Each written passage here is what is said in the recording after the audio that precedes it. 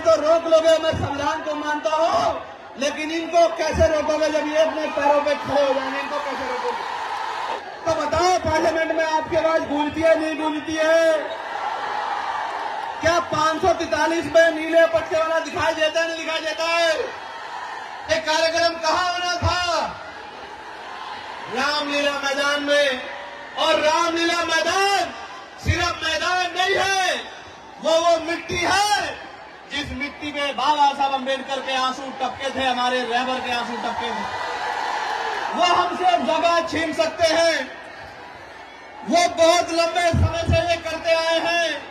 वो हमसे आज जगह छीन सकते हैं, लेकिन आपके दिलों से हमें नहीं निकाल सकते।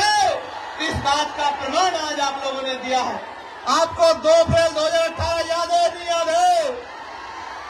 मैंने तो आगरा के जिलाधिकारी कार्यालय पे भी नीला झंडा देखा था उस दिन। मेरे आज भी याद है, मेरे आज भी याद है। जवानों की शक्ल में मुझे बाबा साहब अम्बेडकर के नीले बाज नजर आ रहे हैं। इन बाजों की अगर निगाह सत्ता की तरफ मुड़ जाए तो वो दिन दूर नहीं है कि लखनऊ के 5 कालिदास मार्ग में एक अम्बेडकरवादी, एक बहुजनवादी, एक संविधानवादी आपका मुख्यमंत्री बनकर बैठेगा और प्रदेश के लोगों को न्याय दिलाने का काम करेगा। अगर कोई अपराधी किसी बच्ची की तरफ आंख उठा लेगा तो मुख्यमंत्री तो भी कह रहे थे, मैंने मेरठ में भी पूछा था कि हर चौराहे पे यमराज खड़े, यमराज ना खड़े हों, लेकिन पुलिस को इतनी शक्ति दी जाएगी कि किसी गुंडे की हिम्मत नहीं होगी बहन बेटियों की तरफ आंख उठा ले। और अगर उठाएगा, अगर कोई गुंडा उठाएगा तो आज की पुलिस तो 1 गोली मारती है, 2 गोली मार के उसको जो है पूरी उम्र जिंदगी के लिए इस लायक नहीं छोड़ेंगे कि वो किसी बहन बेटी की तरफ आंख उठा के देखने का काम करे। तो वहां टूरिस्ट बस पर वहां सामने खड़े ग्राउंड के बाहर, वो जो वहां उस पीली बिल्डिंग पे खड़े हुए हाथ हिला रहे हैं, झंडा लहरा रहे हैं, उन सबसे एक बात कहना चाहता हूं, एक बार आजाद समाज पार्टी को मौका दो। आंख में आंसू नहीं आने दूंगा, विश्वास दिलाने कहना चाहता हूं। जय भीम। कहां तक आ रही है आवाज? जरा हाथ उठा के बताना। और आप लोग कहां चढ़े हो वहां इतने ऊपर?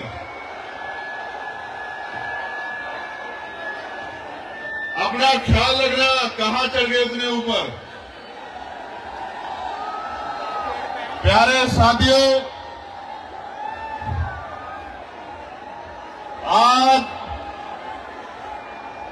आगरा की इस ऐतिहासिक धरती पे जिस तरह का प्यार, जिस तरह का आशीर्वाद, जिस तरह का जमावड़ा आप लोगों ने इतने बड़े पैमाने पे आज इस आगरा के कार्यक्रम को सफल बनाने के लिए किया है, मैं आपका दिल की गहराइयों से बहुत बहुत धन्यवाद करता हूं। प्यारे साथियों, मैं अपनी बात को शुरू करने से पहले बहुजन समाज में जन्मे सभी संतों, गुरुओं और महान पुरुषों को नमन करता हूं। और उनमें भी महामानव तथागत बुद्ध, जिनको पूरी दुनिया में शांति का प्रतीक माना जाता है, जगत गुरु सदगुरु रविदास जी महाराज, जो अंधविश्वास पाखंडवाद को जिन्होंने चूल हिला के रख दी थी, गुरु नानक देव, गुरु वाल्मीकि जी, गुरु घासीदास जी, संत गाडगे जी महाराज, नारायणा गुरु, राष्ट्रपिता ज्योतिबा फूले, मां सावित्रीबाई फूले, जो शिक्षा के नायक हैं, नायिकाएं हैं, मां फातिमा शेख, बाबा साहब अम्बेडकर संविधान निर्माता और करोड़ों भारतीयों के मुक्तिदाता डॉक्टर बाबा साहब अम्बेडकर, सर छोटू राम, मामना रामसू वर्मा, चौधरी महाराज सिंह भारती, बाबू जगदेव प्रसाद कुशवाहा, जननायक कपूरी ठाकुर, चौधरी चरण सिंह जी, कोतवाल धन सिंह गुर्जर, ब्रह्मानंद लोधी जी, संतराम बीए प्रजापति जी, बाबू शिवदयाल चौरसिया जी, मान्यवर दीना भाना वाल्मीकि साहब और मेरे रहबर, मेरे नेता, मेरे गुरु मान्यवर साहब के सारे साथ श्री काशीराम जी को नमन करता हूं। मां अल्याबाई होलकर, महाराजा बिजली पासी, मां अवंतिकाबाई लोधी, मां झलकारी बाई, मां फूलन देवी को भी नमन करता हूं। सम्मानित साथियों, आप जानते हैं कि ये कार्यक्रम जीआईसी ग्राउंड में नहीं होना था। ये कार्यक्रम कहां होना था? रामलीला मैदान में। और रामलीला मैदान सिर्फ मैदान नहीं है, वो मिट्टी है जिस मिट्टी में बाबा साहब अम्बेडकर के आंसू टपके थे, हमारे रहबर के आंसू टपके थे। जिस मिट्टी में रोए थे बाबा साहब अम्बेडकर, वो मिट्टी है। मेरी इच्छा थी कि उस मिट्टी को नतमस्तक होना है, उस मिट्टी को अपने माथे पे लगाना है और बाबा साहब अम्बेडकर के अधूरे काम को इस देश में पूरा करके दिखाना, ये संकल्प लेकर हम लोग आए। प्यारे साथियों,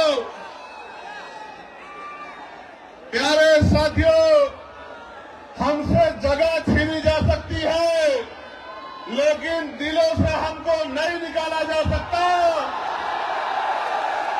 वो हमसे जगह छीन सकते हैं, वो बहुत लंबे समय से ये करते आए हैं। वो हमसे आज जगह छीन सकते हैं, लेकिन आपके दिलों से हमें नहीं निकाल सकते। इस बात का प्रमाण आज आप लोगों ने दिया है। ये नौजवानों की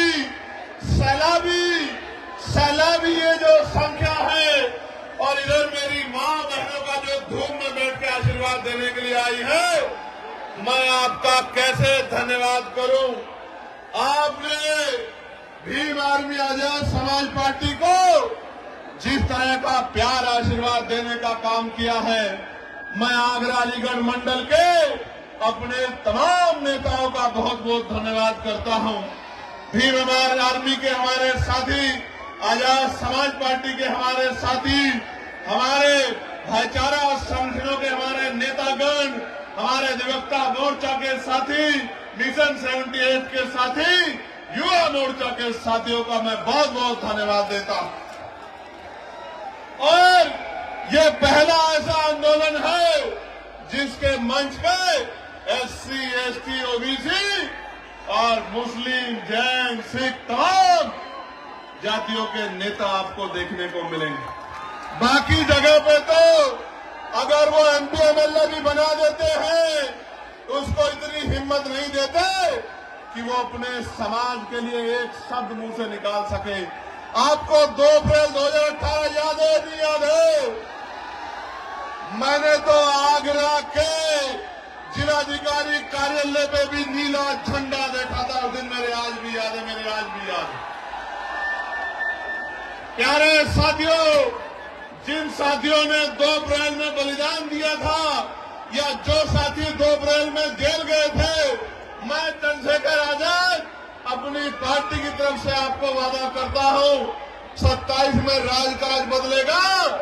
इन झूठों मुकदमों को शाम तक हम लोग हटाने का काम करेंगे, मेरी बात को आप याद रखें। और जिन निर्दोष लोगों ने पुलिस की लाठियां खाई और जेल काटने का काम किया, उन निर्दोष भाइयों को सरकार सम्मानित करने का काम करेगी, उनके आंसू पोंछने का काम करेगी। इस बात का भी मैं आपको विश्वास दिलाता हूं। प्यारे साथियों,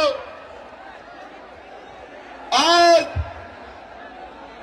जब मैं आगरा में हूं और उत्तर प्रदेश में ये हमारा दूसरा सम्मेलन है, हमने 18 प्रभुजन सम्मेलन किए थे। उन सम्मेलन के जरिए हमने कर्मचारी, अधिकारी, पूर्व प्रधान, वर्तमान प्रधान, जिला पंचायत सदस्य, क्षेत्र पंचायत सदस्य, पूर्व विधायक, पत्रकार, चिंतक, वकील, तमाम लोगों को बुला के बिठा के पूछा था कि हमें उत्तर प्रदेश में इन गरीबों को राजकाज में लाना है, आप रास्ता बताओ। पूरे बुद्धिजीवी समाज ने हमारे हाथों को मजबूत करने का विश्वास दिलाया था और आज ये उसका प्रमाण है कि जहां तक नजर जा रही है, नीला नीला समंदर नजर आ रहा है। और सिर्फ नीला समंदर नजर नहीं आ रहा है, नौजवानों की शक्ल में मुझे बाबा साहब अम्बेडकर के नीले बाज नजर आ रहे हैं। इन बाजों की अगर निगाह सत्ता की तरफ मुड़ जाए तो वो दिन दूर नहीं है कि लखनऊ के 5 कालिदास मार्ग में एक अम्बेडकरवादी, एक बहुजनवादी, एक संविधानवादी आपका मुख्यमंत्री बनकर बैठेगा और प्रदेश के लोगों को न्याय दिलाने का काम करेगा। प्यारे साथियों, आगरा में जब बाबा साहब अम्बेडकर अपनी बात को रख रहे थे, नौजवानों, मैं जानता हूं कि संख्या ज्यादा है और आपको परेशानी हो रही है, लेकिन आप ये समझ लो, ये परेशानी उस परेशानी से कम छोटी है जब हमारे लोगों पे जुल्म, जाति, अन्य अत्याचार होता है और आप सड़कों पे खड़े होकर मुकाबला करते हो। मैं आपकी हिम्मत को दाद देता हूं। प्यारे साथियों, बाबा साहब अम्बेडकर जब अपनी बात रख रहे थे 18 मार्च 1956 में, उन्होंने सभी को समझाने का काम किया और उनकी कुछ बातें जो जेल में रहते मैंने पढ़ी थी, जिनका मेरे ऊपर इतना गहरा असर हुआ कि आज भी रात को जब आंख खुल जाती है अचानक से तो याद आता है कि बाबा साहब अपने अंतिम समय में रोआ करते थे, उनकी आंखों में आंसू होते थे और उनकी उम्मीदें नौजवानों से लगी हुई थी। बाबा साहब ने यहाँ कर्मचारियों के बारे में कहा कि कर्मचारियों ने मेरा साथ नहीं दिया, लेकिन मैं धन्यवाद देता हूँ कि आज देश के बहुत सारे कर्मचारी, अधिकारी अपनी सामाजिक जिम्मेदारी का निर्वहन कर रहे हैं। बाबा साहब ने कर्मचारियों, अधिकारियों से कहा कि केवल अपने बारे में मत सोचो, अपनी आमदनी का, अपनी तनख्वाह का 20% पैसा अपने समाज को तरक्की के लिए लगाओ। मैं उन कर्मचारियों का धन्यवाद दूंगा जिन कर्मचारियों ने बाबा साहब की बात को माना, और जिन्होंने नहीं माना, मैं उनको आगाह करते हुए कहना चाहता हूं कि आप बाबा साहब का साथ नहीं दे पाए, लेकिन अब बाबा साहब के बच्चे मैदान में हैं।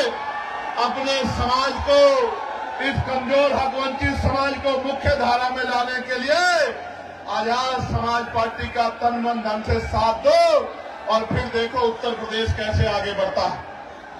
प्यारे साथियों, बाबा साहब ने अंत में अपनी बात को खत्म करते हुए कहा था कि अब मैं बूढ़ा हो चला हूं, बीमार रहता हूं, जब अपने चारों तरफ देखता हूं तो एक भी नौजवान ऐसा नजर नहीं आता जो इस आंदोलन रूपी तंबू का बम्बू बन के इस आंदोलन को आगे बढ़ा सके। बाबा साहब कह रहे थे, मैं ऐसे टेंट की तरह हूं, मैं ऐसे तंबू की तरह हूं, बम्बू की तरह हूं, जिसमें बहुत सारे टेंटों का बोझ है, लेकिन मैं गौरवान्वित हूं कि आज हमारे साथ, मैं इस बात को नहीं कह सकता कि मैं अकेला हूं, मेरे हाथों को मजबूत करने के लिए देश, प्रदेश और उत्तर प्रदेश के ताकतवर नेतृत्व मेरे साथ है। हमारे जिले, विधानसभा, बूथ, सेक्टर, लोकसभा, मंडल, प्रदेश के मजबूत नेता मेरे साथ हैं जो लगातार मेरे हाथों को मजबूत कर रहे हैं। प्यारे साथियों, मैं आपको ये कहना चाहता हूं, बाबा साहब ने उस दिन ये कहा था रोते हुए कि एक भी नौजवान दिखाई नहीं देता जो इस आंदोलन को आगे बढ़ा सके। आज मुझे इस मैदान में लाखों नौजवान दिखाई देते हैं जो बाबा साहब की बात को मानने के लिए तैयार है, और बाबा साहब की बात को मानने के लिए तैयार नौजवानों, आपकी शक्ति से शासन प्रशासन तो चीजों को समझ ही रहा, लेकिन सरकारों की भी नींद खराब है। वरना आज का कार्यक्रम रामलीला ग्राउंड में होता। मैं यहाँ के प्रशासन का धन्यवाद करना चाहता हूँ कि उन्होंने काफी मदद की है, मगर साथियों आपकी भी जिम्मेदारी है कि आप अपनी लड़ाई को स्वयं लड़े। प्यारे साथियों, हम उत्तर प्रदेश को कैसा प्रदेश बनाना चाहते हैं, मैं उस पर प्रकाश डालना चाहता हूं। ऐसा प्रदेश जहां शिक्षा गरीबों के दायरे में हो, जहां गरीबों को अच्छी से अच्छी शिक्षा मिले। मैं बहुत जिम्मेदारी से आपके बीच में बात रखते कह रहा हूं, 2000 रुपए आपको राशन के मिले ना मिले, 5 किलो राशन मिले ना मिले, लेकिन शिक्षा 1 नंबर की मिलेगी आजाद समाज पार्टी के राज में। ऐसी शिक्षा मिलेगी जो यहाँ के प्राइवेट स्कूल भी देने में भी सक्षम नहीं है, जिसकी महीने की फीस 20,000 रुपए है। मैं संकल्प लेकर कहता हूँ कि हम लोग करके दिखाएंगे कि गरीब के बच्चों को ऐसी शिक्षा मिलेगी कि अमीर के बड़े बड़े स्कूल, अमीरों के बड़े बड़े स्कूल में पढ़ने वाले बच्चे भी गरीबों के बच्चों का मुकाबला नहीं कर पाएंगे। आपको 5 किलो राशन मिले ना मिले, लेकिन आपके बच्चे को इतना मजबूत करेंगे कि वो 50,000 रुपए की नौकरी रोजगार करेगा महीने का, और आपकी आंख में आंसू नहीं आने देगा। मेरी बात को आप याद रखना। ऐसी व्यवस्था लागू करेंगे। प्यारे साथियों, ऐसी चिकित्सा व्यवस्था लागू करेंगे कि इलाज की कमी और पैसे की कमी के कारण किसी की जान नहीं जाएगी। जैसे मैंने अपने पिता को खो दिया था, मैं आपको संकल्प करके कहता हूं इस मिट्टी से। प्यारे साथियों, सिर्फ जान ही नहीं जाएगी, न जमीन गिरवी रखनी पड़ेगी, न उधार लेना पड़ेगा। कोई भी बीमारी होगी, 1000 रुपए से कम में आपका इतना अच्छा इलाज होगा कि आप बीमार होकर चले तो जाओगे, लेकिन खुशहाल होकर अपने परिवार के बीच में आओगे। ऐसी व्यवस्था हम लोग करके देंगे उत्तर प्रदेश। प्यारे साथियों, लच्छेदार भाषण तो आप 75 साल से सुनते आ रहे हैं। एक हमारे पुराने आंदोलन के अलावा किसी ने गरीबों की सुध लेने का काम नहीं किया जलाध्यक्ष जी। तो मैं ये कहना चाहता हूं कि और कोई करे ना करे, पढ़े लिखे नौजवानों को रोजगार देने का काम आजाद समाज पार्टी 1 साल के अंदर करने का काम करेगी। मेरी बात को आप याद रखें। रोजगार देने का काम, आपके आंसू पोंछने का काम, आपकी जेब को मजबूत करने का काम, आपको सपने पूरे करने का अधिकार आजाद समाज पार्टी आपको 1 साल के अंदर अवसर बना के देगी। प्यारे साथियों, आज कानून व्यवस्था का क्या हाल है? आज कानून व्यवस्था का हाल खराब है। जुल्म जाति अन्याय अत्याचार हो रहा है, बहन बेटियों की इज्जतें लुट रही है। मैं आपको संकल्प करके कहता हूं, अगर कोई अपराधी किसी बच्ची की तरफ आंख उठा लेगा, तो मुख्यमंत्री तो भी कह रहे थे, मैंने मेरठ में भी पूछा था कि हर चौराहे पे यमराज खड़े हैं, यमराज ना खड़े हों, लेकिन पुलिस को इतनी शक्ति दी जाएगी कि किसी गुंडे की हिम्मत नहीं होगी बहन बेटियों की तरफ आंख उठा ले। और अगर उठाएगा, अगर कोई गुंडा उठाएगा, तो आज की पुलिस तो 1 गोली मारती है, 2 गोली मार के उसको जो है पूरी जिंदगी के लिए इस लायक नहीं छोड़ेंगे कि वो किसी बहन बेटी की तरफ आंख उठा के देखने का काम करे। जब मैं ये बात कह रहा हूं, तो मीडिया के लोग मेरी आलोचना करेंगे अपने दफ्तरों में बैठ के कि चंद्रशेखर आजाद कह रहे हैं कि 2 गोली लगवा देंगे। लेकिन मैं कह रहा हूं, बाबा साहब अम्बेडकर ने कानून मंत्री पद से इस्तीफा दे दिया था बहन बेटियों को हक अधिकार दिलाने के लिए। इन बहन बेटियों के सम्मान के लिए 1 नहीं 2 गोली तो उस दरिंदे को लगनी चाहिए जो बहन बेटियों की तरफ आंख उठाने का काम करे। लगनी चाहिए। प्यारे साथियों, आज महंगाई ने कमर तोड़ दी है। मेरे आज भी याद है 2004-05 में सोना 10,000 रुपए हुआ करता था। आज कितना है? 1,54,000 रुपए। 1,15 लाख तो नहीं आए, लेकिन सोना 10,000 से 1,54,000 रुपए हो गया। किसी गरीब के अंदर हिम्मत नहीं बन पा रही है कि वो शादी में सोने की व्यवस्था कर ले। मैं आपको कहना चाहता हूं, ये सोने का दाम ऐसे नहीं बढ़ा।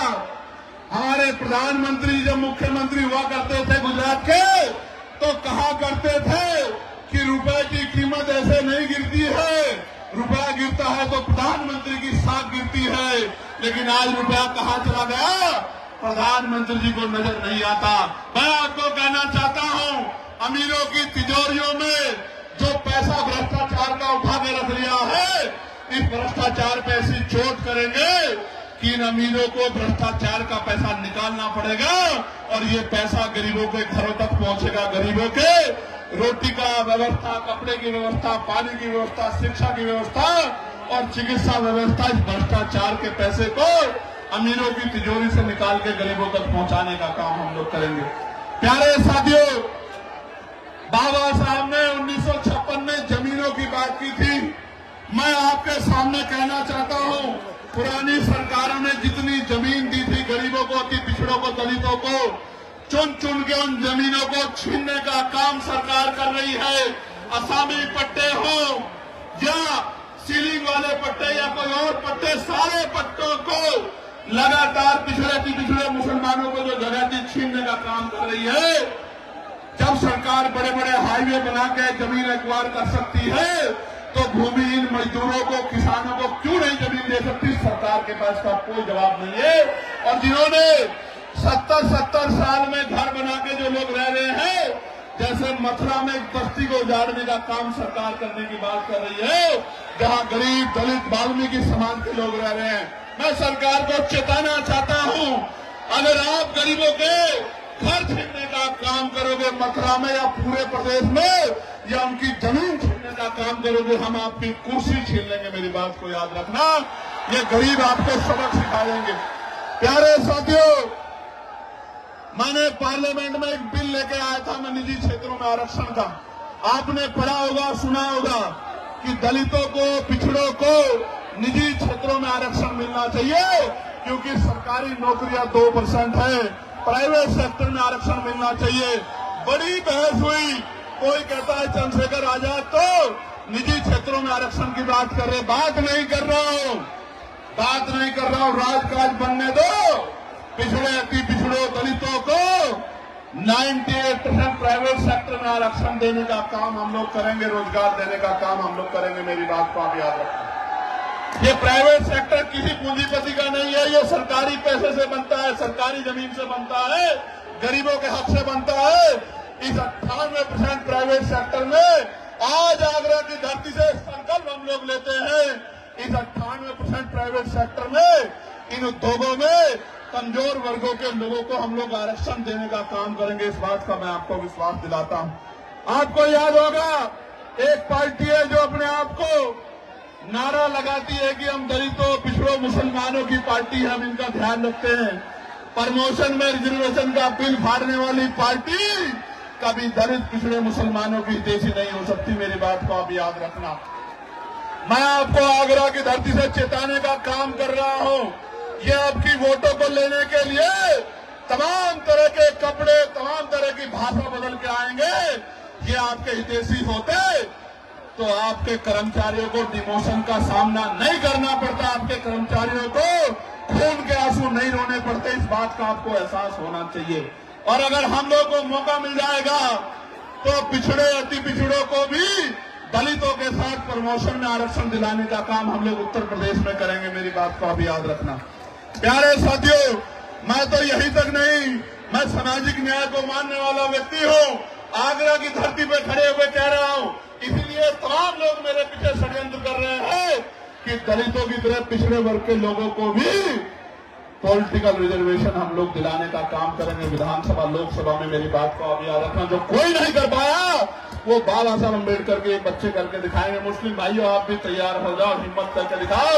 आजाद समाज पार्टी आपको भी संख्या के आधार पर आपकी हिस्सेदार दिला के रहेगी। मेरी बात को याद रखना।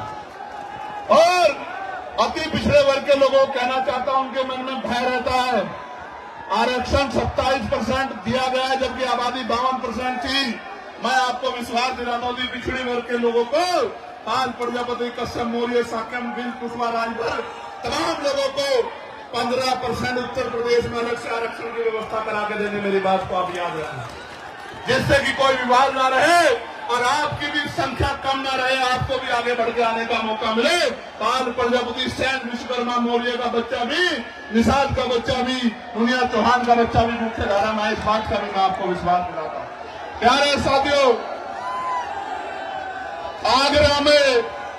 आगरा में जूते का व्यापार होता है, अलीगढ़ में ताले का बड़ा काम है, फिरोजाबाद में कांच का बड़ा काम है। जीएसटी, पहले जीएसटी की मार, फिर लाइसेंस में गैर जिम्मेदारी, फिर छापेमारी के नाम पे लगातार उत्पीड़न किया जा रहा है। लगातार कारीगरों को, मजदूरों को मजबूर करने का काम ये सरकार कर रही है। छोटे छोटे व्यापारी आगरा में जब रिक्शे से अपना माल भेजते हैं तो जीएसटी के अधिकारी उनको पकड़ के 50-50 हजार रुपए की रिश्वत वसूलने का काम करते हैं। राजकाज बदलने दो, एक एक पैसे का हिसाब होगा जो गरीबों का छीनने का काम कर रहे हैं, मजदूरों का। मैंने तो पत्र लिखा था सरकार को कि जीएसटी में छूट करो, और मैं कहना चाहता हूं हमारा व्यापार मंडल मजबूत है। किसी व्यापारी को दिक्कत हुआ करे तो हमारे भीम व्यापार मंडल के साथियों से मिल लिया करो, अपनी समस्या इनको बता दिया करो। प्यारे साथियों, अभी यूजीसी के नए नियम आए हैं, बड़ी चर्चा हो रही है, बड़ा विरोध हो रहा है, और मैं आपको स्पष्ट कहना चाहता हूं वही विरोध कर रहा है जो जाति के आधार पर एससी, एसटी, ओबीसी के बच्चों का शोषण करने का काम करता है, उनको अपमानित करने का काम करता है। इससे किसी को दिक्कत नहीं है, सिवाय द्रोणाचार्य के जो एकलव्य का अंगूठा काटना चाहता है। उसके अलावा यूजीसी के नए नियमों में से किसी को दिक्कत नहीं है। और मैं सरकार को कहना चाहता हूं, चंद मुट्ठी भर लोगों की वजह से अगर यूजीसी पे फैसला वापस हुआ तो हम 85% बहुजन समाज के लोग सड़कों पे उतर के सरकार को बताने का काम करेंगे कि हमारे बच्चों पे जो जितना जो है बड़ी बड़ी यूनिवर्सिटियों में सुसाइड और तमाम तरह के अटेम्प्ट हो रहे हैं, इस अपमान को, इस दर्द को हम लोग भूलने वाले नहीं है। चेतावनी भी मैं सरकार को देना चाहता हूं। ये सरकार धर्म की बात करती है, गौरव यहां खड़े, धर्म की बात सरकार करती है, और अभी ये अपने धर्म के शंकराचार्यों के साथ कैसा व्यवहार कर रही है आप लोग देख लो। प्रयागराज इसका बहुत बड़ा उदाहरण है, जो अपनों की नहीं हुई। हालांकि मेरा उनसे वैचारिक मतभेद है, क्योंकि वो वन व्यवस्था को मानते हैं, मनुस्मृति को मानते हैं, ये उनका अधिकार है, लोकतंत्र है, आर्टिकल 25-26 है। लेकिन हम लोग संविधान को मानने वाले लोग हैं, मानवता को मानने वाले लोग हैं, भगवान बुद्ध को मानने वाले लोग हैं। हम लोग किसी के साथ भी अन्याय बर्दाश्त नहीं करते। इसलिए वैचारिक मतभेद के बाद भी मैंने कहा कि वहां गलत हुआ, जिस तरह से उनके शिष्यों की चुटियां पकड़ के उनको खींचा गया। ये इस बात का उदाहरण है कि जब सत्ता तानाशाह हो जाती है तो पहले उसी का इलाज करती है जिसने उसको सत्ता में लाकर बिठाने का काम किया है। प्यारे साथियों, आज उत्तर प्रदेश में बरेली में अन्याय हो रहा है, आप सबके सामने। आज हाथरस में अन्याय हो रहा है, हाथरस के जख्म अभी हम भूले नहीं है। आज बुलंदशहर में क्या हाल है, प्रयागराज आपको याद होगा किस तरह से 90 बच्चों को जेल भेजने का काम इस सरकार ने किया था। और प्रयागराज में कौशाम्बी में अपनी पाल समाज की बच्ची को मुझे जाने नहीं दिया था उनके घर पे। और आपको याद होगा कानपुर देहात में क्या अन्याय हुआ, आपको याद होगा अरुण वाल्मीकि के यहाँ हम लोग आए थे जब उस बच्चे को मार दिया था, उसकी 30 दिन की उसकी गर्भवती पत्नी को पीटने का काम किया था। मैं उस दिन उनके आंसू पूछने के लिए आया था। हाथरस के परिवार को मुख्यमंत्री ने वादा किया कि नौकरी और घर देंगे, नहीं दिया। ये इनके वादे खोखले हैं। और अभी मेरठ में आपने देखा, मेरठ के कपसार में एक चुनाव सांसद अपनी बहन से और अपनी मरी हुई मां से नहीं मिल पाया, पुलिस बना के मुझे रोकने का काम किया। मैं कहना चाहता हूं, मुझे तो रोक लोगे, मैं संविधान को मानता हूं, लेकिन इनको कैसे रोकोगे जब ये अपने पैरों पे खड़े हो जाएंगे? इनको कैसे रोकोगे? मुझे रोक लो, मैं कानून को मानता हूं, लेकिन कानून चलाने वाले हाथ जब इनके हो जाएंगे, जब इनका राज का जाएगा कमजोरों का, तब इन गुंडों को कैसे बचाओगे? इनके बारे में, गुंडों के बारे में सोचो। प्यारे साथियों, मैं बहुत जिम्मेदारी से आपको ये कहना चाहता हूं, इस जुल्म जाति को रोकने के लिए हमें कमर कसनी होगी, क्रांति के लिए तैयार होना पड़ेगा और क्रांति संवैधानिक रूप से वोट के रूप में होगी। जब मैं सड़कों पे था, सड़कों पे लड़ता था, आज पार्लियामेंट में आपने भेज दिया है, तो बताओ पार्लियामेंट में आपकी आवाज गूंजती है नहीं गूंजती है? क्या 543 में नीले पट्टे वाला दिखाई देता है नहीं दिखाई देता है? कहीं छिप तो नहीं जाता?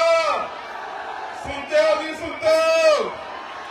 प्यारे साथियों, इस देश में 15 अगस्त 1947 को तय हो गया था। मुस्लिम समाज के भाई सुन लें, जैन समाज के भाई, सिख समाज के भाई, बौद्ध समाज के भाई, क्रिश्चियन समाज के भाई सुन लें, हमारे जो मसीह समाज को मानने वाले लोग हैं वो भी सुन लें। 15 अगस्त 1947 को तय हो गया था कि जिस स्ट्रक्चर का जो स्वरूप है, अगर वो मस्जिद है तो मस्जिद रहेगी, वो मंदिर है तो मंदिर रहेगा, वो चर्च है तो चर्च रहेगा, वो गुरुद्वारा है तो गुरुद्वारा रहेगा। लेकिन जब से इनकी सरकार आई है, हर मस्जिद को, हर गुरुद्वारे को, हर चर्च को जानबूझ के टारगेट करने का काम ये सरकार कर रही है कि इनका राजनीतिक एजेंडा कामयाब होता रहे। मैं आपको कहना चाहता हूं, सरकार की जिम्मेदारी है कि पुलिस को कहे, एडमिनिस्ट्रेशन को कहे कि इस तरह का माहौल खराब नहीं होना चाहिए। लेकिन कई बार फतेहपुर के मकबरे को हम लोग देखते हैं, सरकार सामने नजर आती है, बीजेपी के लोग तोड़ने का काम करते हैं। मैं आपको कहना चाहता हूं, हिम्मत मत हारो। जब माहौल खराब करने वाले लोग हैं तो आपका हाथ पकड़ के आपके साथ चलने वाले लोग भी है। मेरी बात को याद रखना। आपने अभी तक कभी इसे ताकत दी, कभी उसे ताकत दी, कभी उसे ताकत दी। एक बार बाबा साहब अम्बेडकर के सच्चे बच्चों को ताकत देके देखो, गुंडागर्दी का माहौल ठंडा हो जाएगा और स्वाभिमान सम्मान के साथ आगे बढ़ने का मौका मिलेगा। प्यारे साथियों, ये तो मैं हूं जो पार्लियामेंट में बोलता हूं सड़क पे मुसलमान, ईसाई, सिख, जैन, बौद्ध, वरना अल्पसंख्यक कह के लंबे समय तक आपसे वोट ली गई है। आप इस बात को जानते हैं। ये तो हिम्मत चंद्रशेखर आजाद के अंदर है कि जो धर्मनिरपेक्ष है, संविधानवादी है, सबके हितों की बात करता है, सबके हितों को आगे बढ़ाने की बात करता है। ना अमीर देखता है, ना गरीब देखता है, ना कमजोर देखता है, ना ताकतवर देखता है।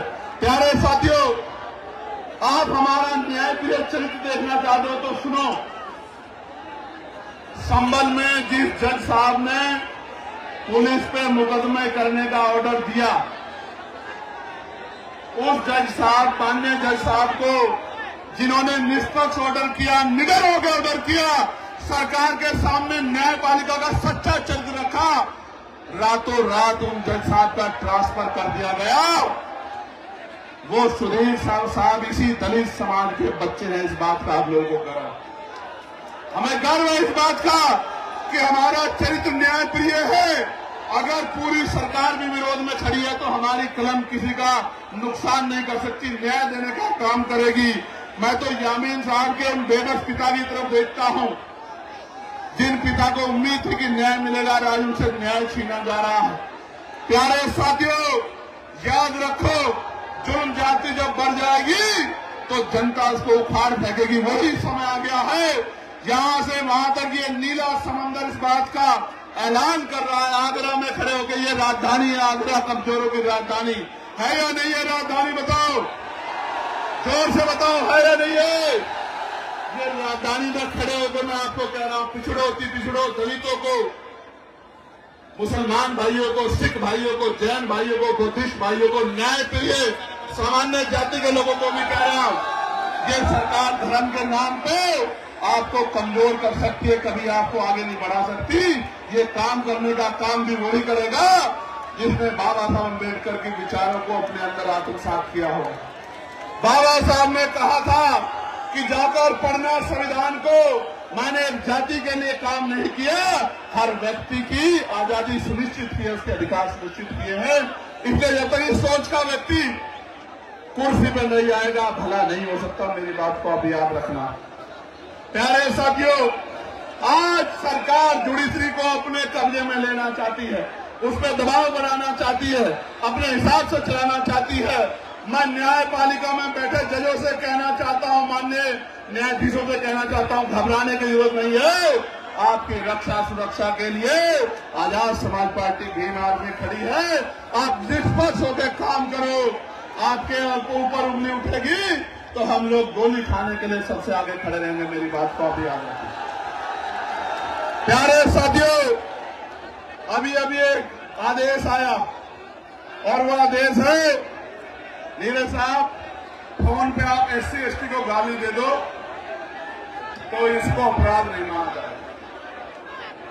अगर फोन पे किसी को गाली दी जाए, धमकी दी जाए, अपशब्द कहे जाए, वो अपराध माना जाएगा, लेकिन SC ST को कहा जाएगा तो अपराध नहीं माना जाएगा।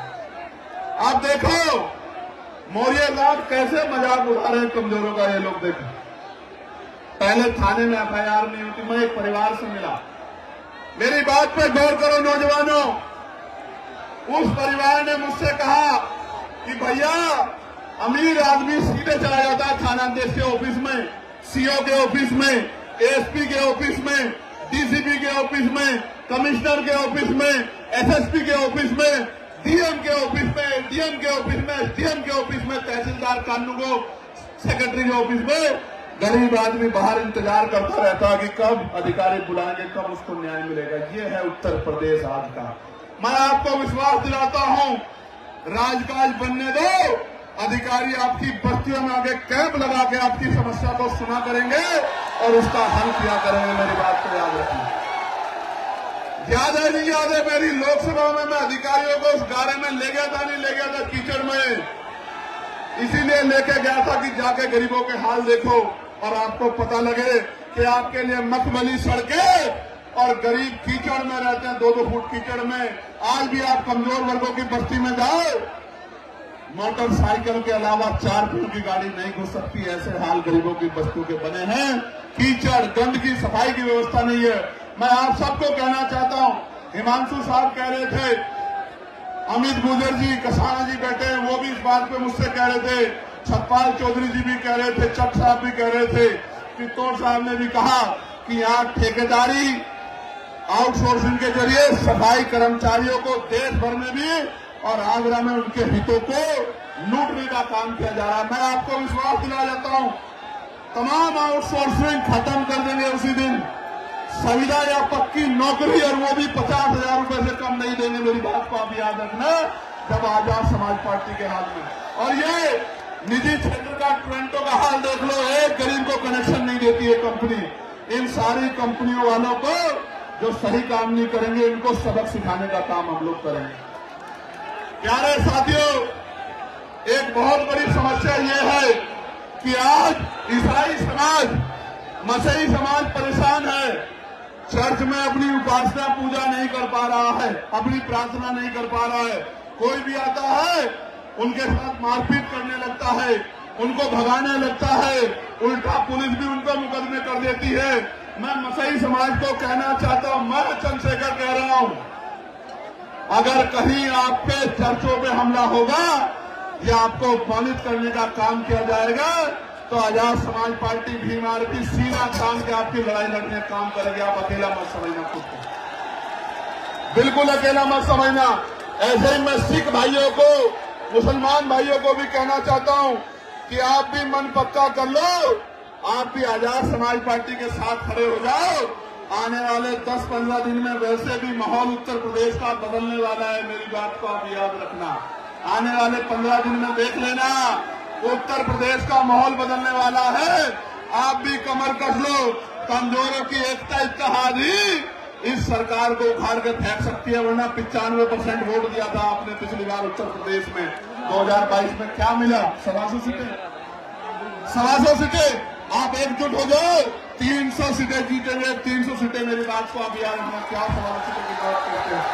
प्यारे साथियों, आपने इतने भयंकर सैलाब में भी बड़ी जिम्मेदारी, समझदारी से इस कार्यक्रम को सफल बनाया और जिन साथियों ने इसको सफल बनाने में अपना योगदान दिया, भाई सुनील कुमार चित्तौड़ जी, राजपाल कश्यप जी, डॉक्टर रविंद्र बघेल जी, श्याम प्रकाश मोदी जी, विक्की आजाद जी, अनिल करदम जी, MS निमेश जी, संजीव सागर जी, अच्छन अंसारी जी, राजेंद्र गुजर जी, गुफरान खान साहब, चौधरी महेंद्र सिंह जी, लाखन सिंह चक साहब, शशांक बोध जी, सौरभ दयाल जी, सौरभ चित्तौड़ जी, राजू अंसारी जी, मलखान पिंटू व्यास जी, रहमान खान जी, गौरी प्रसाद उपासक जी, महेश चंद्रा जी, प्रदीप पीपल जी, जावेद कुरैशी जी,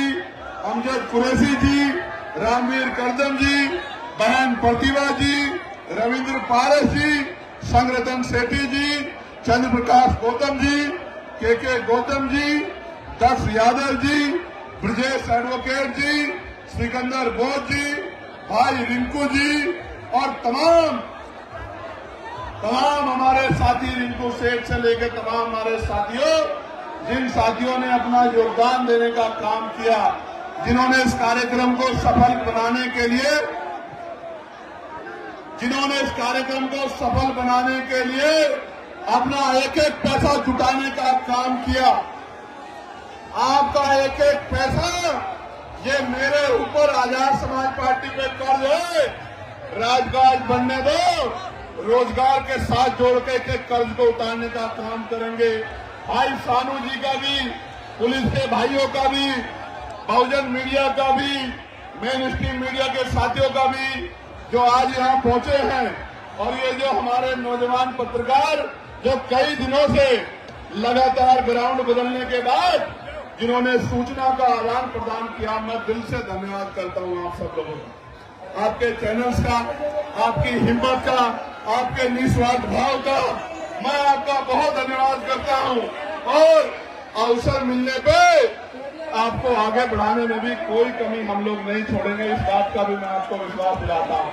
सारी बहनों का, तमाम यहाँ पहुंचे साथियों का, नौजवानों का, उन्हें शासन प्रशासन के भाइयों का, और वो जो वहां बाबा साहब का झंडा लहरा रहे हैं,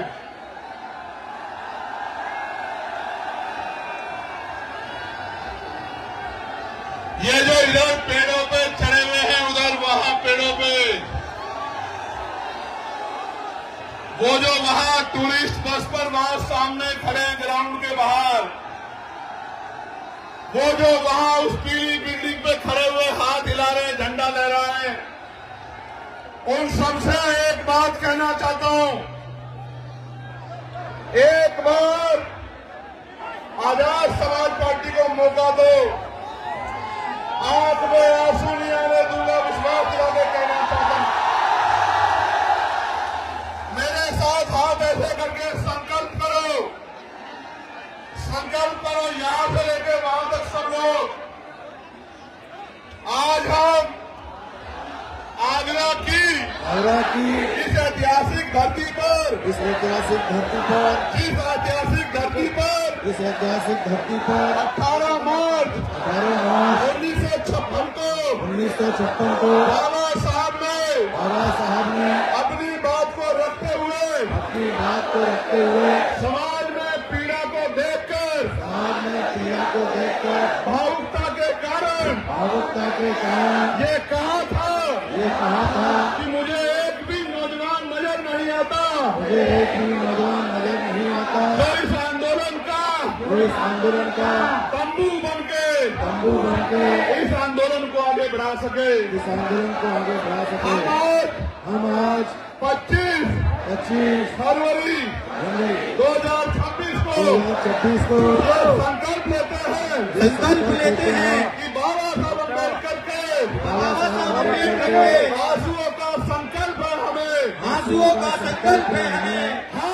हम मिट जाएंगे, लेकिन बाबा साहब के सपनों को अधूरा नहीं रहने देंगे।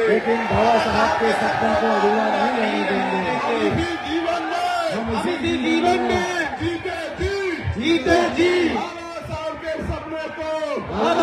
के सपने को पूरा करके दिखाएंगे। मानवता का राज लाएंगे, गरीबों का राज लाएंगे, गरीबों के आंसू पूछेंगे, समानता समानता, बंधुत्व, भाईचारे पे आधारित समाज बनाएंगे। हम प्रथम और अंतिम भारतीय है। भारत की शान बढ़ाएंगे,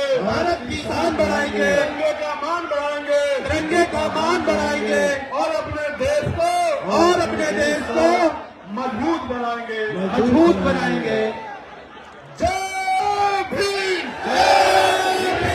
जय भारत, जय संविधान, जय मंडल, जय जोहार। भारत की गरीब जनता जिंदाबाद, भारत का मजदूर जिंदाबाद, भारत का किसान जिंदाबाद, भारत का ईमानदार व्यापारी जिंदाबाद, पुलिस जिंदाबाद, हमारी सेना जिंदाबाद, हमारा सैनिक बल जिंदाबाद, हमारे ईमानदार पत्रकार जिंदाबाद। बहुत बहुत धन्यवाद। राम बेटियों का सम्मान हो और देश सोने की चिड़िया